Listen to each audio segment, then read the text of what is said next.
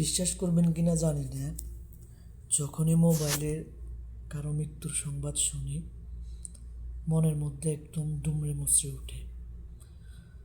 কারণ আমরা তো প্রবাসী, জানি না হঠাৎ করে কখন আমাদেরও ডাক আসে। তার চেয়ে বেশি টেনশন বা চিন্তা হয় পরিবারের জন্য বা বাড়ির জন্য। আল্লাহ মাফ করো কখন কি হয়ে যায়। কারণ আমরা তো প্রবাসে যে কোনো সময় নিজ ইচ্ছা চাইলেও যাইতে পারি না কোথাও, অনেক নিয়ম কানুন আছে।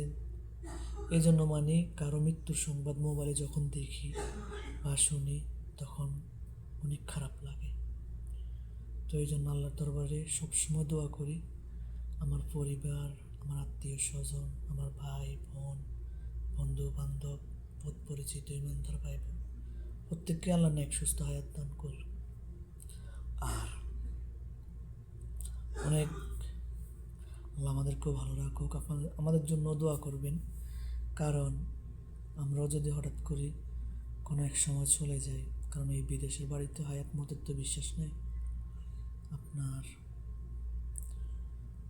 যাই হোক, সবাই সবার জন্য দোয়া করবেন। আর আমিও আপনাদের সবার জন্য দোয়া করি আল্লাহ যেন সবাইকে নেক সুস্থ হায়াত দান করে। সবাই ভালো থাকবেন, ধন্যবাদ।